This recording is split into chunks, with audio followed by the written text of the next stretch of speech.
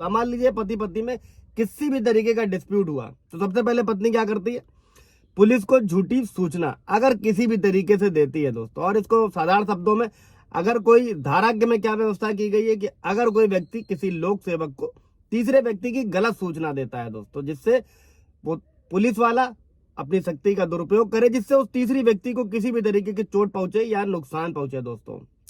इसी तरीके दोस्तों अगर पत्नी किसी भी तरीके से झूठी सूचना पुलिस को देती है दोस्तों, तो झूठी सूचना देना भारतीय न्याय संहिता की धारा 217 के तहत अपराध है और उसमें 1 साल तक की जेल का प्रावधान है।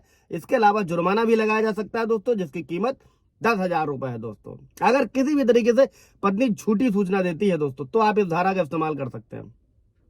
इसके बाद दोस्तों आए दिन होता है कि मान लीजिए पुलिस किसी तरीके से गलत दस्तावेज बना रही है, अगर के फैमिली डिस्प्यूट है, किसी भी तरीके से पुलिस वाले जो हैं वो पत्नी की मदद कर रहे हैं दोस्तों। ऐसे में भारतीय न्याय संहिता की धारा 201 के तहत आप किसी भी लोक सेवक जो भी चोट पहुंचाने के इरादे से कोई गलत दस्तावेज तैयार करता है दोस्तों, तो ऐसे में आप उस पुलिस वाले के अगेंस्ट, अगर पत्नी झूठी शिकायत करती है दोस्तों और पुलिस वाला गलत दस्तावेज तैयार कर रहा है दोस्तों, तो आप उस पुलिस अधिकारी के खिलाफ भी मामला दर्ज करा सकते हैं दोस्तों। और इसमें 3 साल की जेल या जुर्माना या दोनों का प्रावधान है दोस्तों।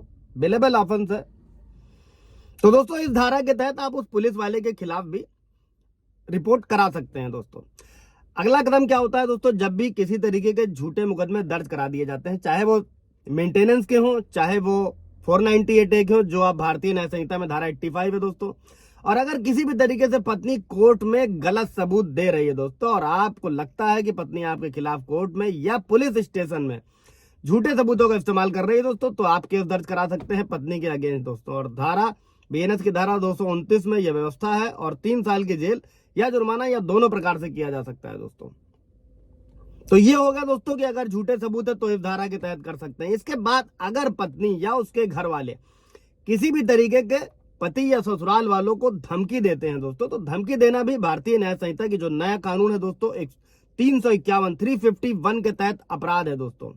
और आप ऐसे में पत्नी और उसके परिवार पर या किसी भी तरीके की संपत्ति या नुकसान पहुंचाने की धमकी दी जा रही है, तो आप आरोप लगा सकते हैं, आप एफआईआर दर्ज करा सकते हैं। भारतीय नागरिक सुरक्षा संहिता की धारा 173 में एफआईआर के प्रावधान किए गए हैं दोस्तों। इसी के साथ में अगर एफआईआर नहीं लिखी जाती है तो आप कोर्ट के थ्रू भी जा सकते हो, उस पर पूरा वीडियो बना रखा है नए कानून के तहत कैसे एफआईआर दर्ज करानी, वो जाकर आप देख सकते हैं दोस्तों। और ये जो आपराधिक धमकी है दोस्तों, इसमें भी 2 साल की जेल और जुर्माना, ये दोनों का प्रावधान है दोस्तों। इसके बाद दोस्तों कई बार ऐसा होता है कि पत्नी या उसके घर वालों द्वारा बेइज्जती की जाती है, अपमान किया जाता है दोस्तों, तो इसको भी समझिएगा। जो नया कानून है दोस्तों भारतीय न्याय संहिता की धारा 352, अगर किसी भी तरीके का कोई जानबूझकर अपमान करता है या कोई ऐसा काम करता है जिससे सार्वजनिक शांति भंग होती है दोस्तों, तो इसमें भी 2 साल की जेल या जुर्माना या दोनों का प्रावधान है दोस्तों। ये सभी धाराएं पत्नी के अगेंस्ट और ये सभी सिचुएशंस में आप इस्तेमाल कर सकते हैं।